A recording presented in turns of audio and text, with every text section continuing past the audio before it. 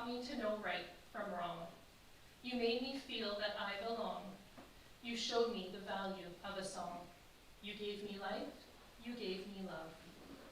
You always knew the way I feel. You used the words you thought might heal. You convinced me it was no big deal. Your advice would keep it real. You gave me life, you gave me love. Broken hearts you liked to mend. It was not in your nature to offend. Birthday cards you'd always send. You knew the value of family and friends. You gave me life, you gave me love. You've left me now, you've gone away. I'm left behind, I have to stay. So now I'll just have to pray we'll meet again another day. You gave me life, you gave me love. Please watch over me from above. Welcome everyone. My name is Sarah and I am honored to be the funeral celebrant as we gather today to celebrate the life and mourn the death of this amazing woman, Carole. We are here for her beloved children, Luc and Monique, her siblings, Claire, Ray, and Bob, and for her many close friends. We come to bear witness to your loss and your grief. You have holes in your lives because Carole is gone too soon. We say to you that we are willing companions on your journey of grief and pledge to be there when the travels become too much. On behalf of the family, thank you for being here for this important moment. You touched Carole's life in your own special way, and in return, you are here to bear witness to the impact she had on you. Your presence today helps the family begin the process of turning tears into memories. Each of you has a story about Carole, and it will be your responsibility and honor to share it with her family when the time presents itself. Today, we will stop to hear the stories of her life, stand in awe at her exuberant nature, her love of people, and her determined spirit. Be moved by the pictures of her life and share stories with those who loved her most. We are here to laugh and to cry together, to celebrate Carole's strength and courage, humor and generous heart. You are here to acknowledge that Carole left a handprint on your heart and to express thanks that she made a difference in your world. As we begin our time together, let us take a moment to clear our thoughts and worries of the day and to focus our hearts. Great creator of the mountains, the skies, the birds, the animals, and the flowers, we come together to share stories and tears, to be with family and friends gathered here today as they begin to find ways to live in a world that no longer contains Carole. Help them keep their memories close to their hearts and gradually turn their tears into smiles of gratitude for having lived in the beautiful world of Carole. We thank you for your gift of nature, for your gift of peace, and for the gift of Carole. Carole Marie-Louise was born on September 24th, 1950 in Cochrane, Ontario, the third child of Harvey Wissel and Hélène Charon. The family moved to Kapuskasing in 1955, first to an apartment on Riverside Drive, then to Cedar Street, and finally to 2 Byng Avenue. From a young age, Carole was hardworking but feisty.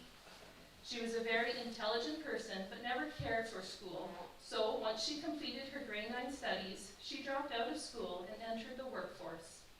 She worked for a time at the Royal Theatre, a job which Bob loved. Anytime there was a Jerry Lewis movie playing, Carole would make sure to let Bob know, and she would delight in his sounds of laughter that she could hear from the concession stand. From there, Carole worked at the men's clothing store Bukovetsky's. After a few years of experience, she began working at Doraz, a fancier women's clothing store. These were jobs that Carole loved, as she got to work with the public and use her social skills. The customers, in turn, trusted Carole. She was personable, honest, and quickly developed a relationship of trust with them. These jobs let Carole be very independent. She owned her very own car, a feat that was not common among young women at the time. Carole drove her little Ford Cortina everywhere and was able to visit friends and party as she wished. Carole's biggest dream in life was to become a wife and mother. She met a young man named Roger Bergeron, and before she knew it, her dreams had come true. Together, they welcomed Luc and then Monique into the world, and thus, Mama Bear was born. When her children were babies, the previously fiercely independent Carole refused to work. No one was going to take care of her babies. She would be there for all their firsts. Once they began school, she worked part-time for only 4 hours a day so that she could be there for them when they got home. Jill Churchill said, "There is no way to be the perfect mother, but a million ways to be a good one." Carole, though, was pretty close to perfect. She was a warm and imaginative mother. She got excited for the Easter Bunny to arrive. She played make-believe and had the gingerbread men come alive. When the children didn't want to eat their soup, it suddenly became button soup, and they needed to eat it all up to get to the button at the bottom of their bowl. Of course, when the children weren't looking, she would actually slip buttons into their soup. Carole was a bright light in the lives of Luc and Monique. She supported them in all their adventures and dreams, even if it was only a phase or a bad decision. Carole was very, very, very involved in every aspect of their life, with enthusiasm and gusto. And boy, oh boy, she could brag about Luc and Monique. It is said that successful mothers are not the ones who never struggled. They are the ones that never gave up despite the struggle. Carole's life was not always easy, but she always overcame the obstacles in her way. The most important things in her life were her family and her friends. She was an expert at balancing the needs of motherhood with all the challenges that come with it, while also maintaining close relationships with her friends and taking time for herself. But at the end of the day, Carole was a mother first. In fact, she loved motherhood so much that she also mothered the other children in the neighborhood. The neighborhood kids were always welcomed into their home, usually with a hot meal. Carole found great joy in cooking for others and continued that passion even when her health was failing her, and always made sure to feed her children well, even when they were full-grown adults. Once the children were older, Carole went back to school so that she could re-enter the workforce full-time as an administrative assistant. This job, however, was not well suited for her.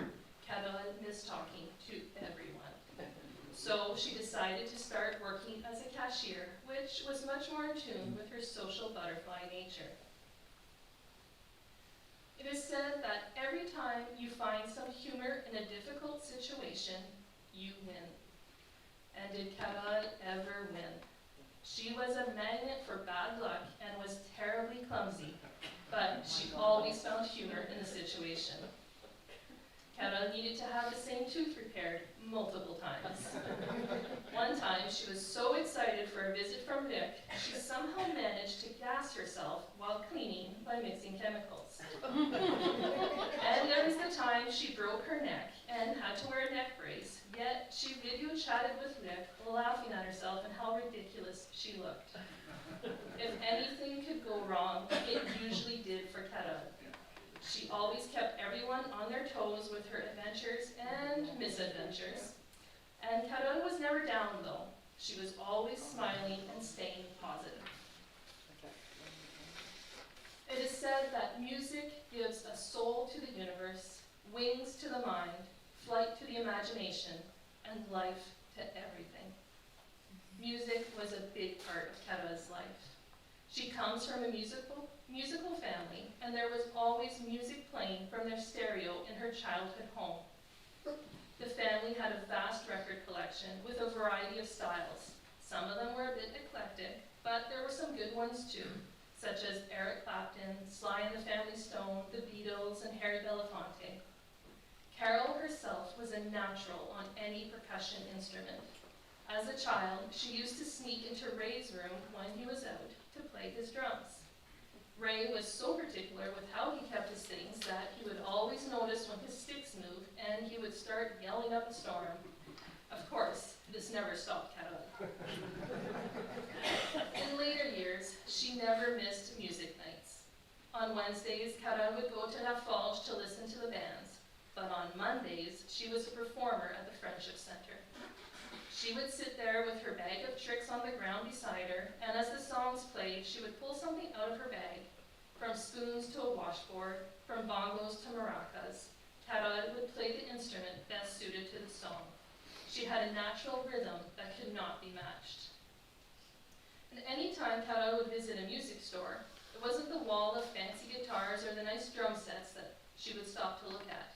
It was the section of weird knickknacks at the back of the store. Anything to add to her little bag of tricks, such as little cymbals to wear on her toes. Carole's biggest joy about music were the companionship and friendship she had with her fellow musicians.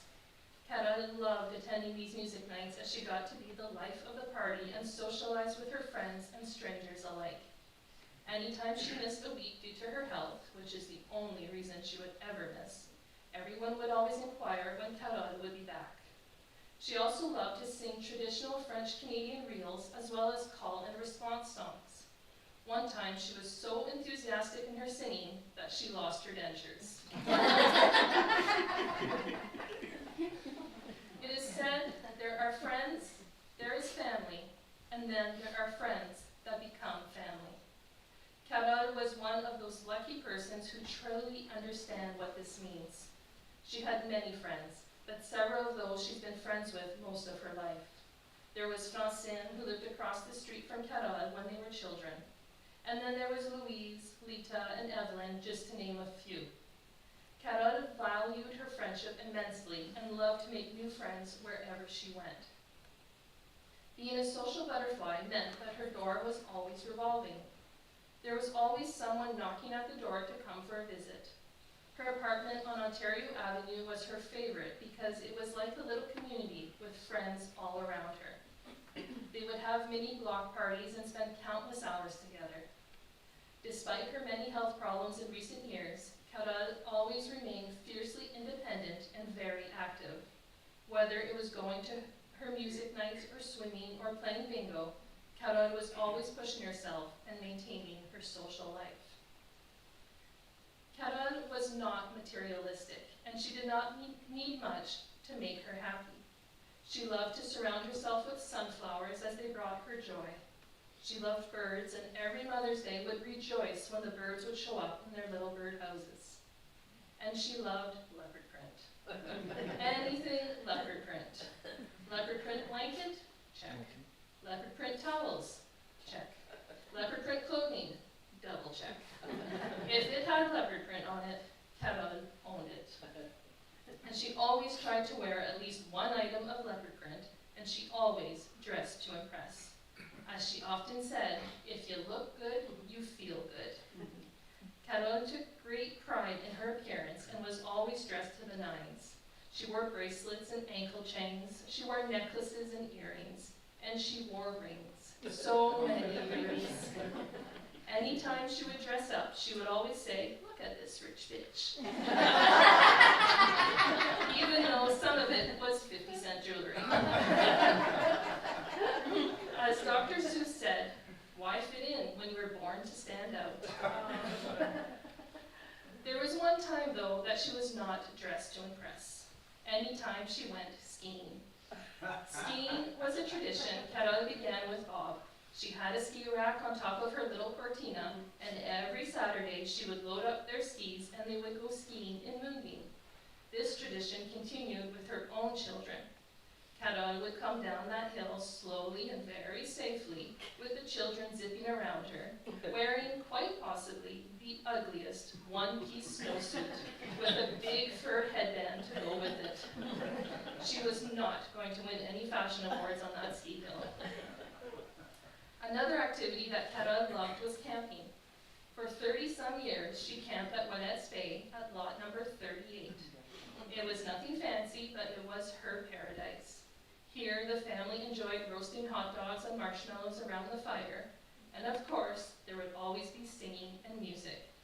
Sometimes Carole would even make homemade donuts. A few years ago, slowly, but she still continued her activities as much as she could. She went to work every day. She went to Luke's wedding even though she could barely walk, and she never missed her music nights unless she absolutely had to. Carole had a high tolerance of pain and was stubborn enough to never want to go to the hospital. Through it all, Carole never stopped smiling and finding humor in things, even during serious medical conversations. Before one of her procedures, she had spoken with someone who had the same procedure done, and that person explained how they couldn't eat much for 8 months afterwards. This horrified Carole. The first thing she asked her surgeon was if she was going to have to eat mushroom soup for 8 months, because there was no way she could do that. Much to her delight, Carole began eating normally after only 4 days. On her follow-up appointment with her surgeon, the first thing Carole told him when he asked how she was doing was, "I'm great, I can eat whatever I want." Her latest health scare was a little more serious though. Carole was diagnosed with cancer. She still smiled and found positivity despite the grim outlook. As her disease progressed, she told Monique not to be sad, as she was going to be with her dad once again, whom she had been very close to. Last Friday, however, Luc convinced her to go into the hospital. So, Carole being Carole, got dressed in her finest, put on her lipstick, and her 11 rings. But then, suddenly, this past Tuesday, the bright light that was Carole is gone. As the saying goes, your wings were ready, but our hearts were not. Now you who loved Carole and who are loved by Carole are left behind with a hole in your world the size of Carole that just can't be filled. You'll miss her presence, her unconditional love, her strength and determination, her joy in all the things, and her quest to bring happiness into her world. Carole has given you special gifts and blessed you with a sense of humor and intelligence that will encourage and carry you through the good times and the bad. At the end of the day, through the warm moments and funny memories, the challenges and the joys, Carole made a huge impression on everyone who came into her presence, everyone who had the opportunity to see her joyful light. Be companions for the family. The hole in their hearts where this woman lived will be especially large and hard to fill. Make time for them. Make them part of your routine. Call or text Luc and Monique, Claire, Ray, and Bob to let them know that you are thinking of Carole, that you remember her, and the many ways that you will miss her. Nothing is more healing for a grieving family than to know that their loved one was important to others and that their memory lives on. When things are especially daunting, remember that she is now with her dad, and hopefully in a bigger kitchen, just as she wished. And I also ask that you remember this passage from The Little Prince. In one of those stars I shall be living, in one of them I shall be laughing. And so it will be as if all the stars were laughing when you look at the sky at night. And when your sorrow is comforted, as time soothes all sorrows, you will be content that you have known me. You will always be my friend. I shall not leave you. On behalf of the family, once again, I would like to thank each and every one of you for being here today as we celebrate this amazing woman's life. You are all invited to join the family next Sunday, November 5th at La Forge from 1 to 5 p.m. to celebrate her life, to listen to her favorite songs, and to make some noise. Before we leave, let us say a few words that were very important to Carole and to the Wissel family. If you know them, you are welcome to join me. God grant me the serenity to accept the things I cannot change, courage to change the things I can, and wisdom to know the difference. And on behalf of Carole, I have one very important question to ask. Who let the dogs out?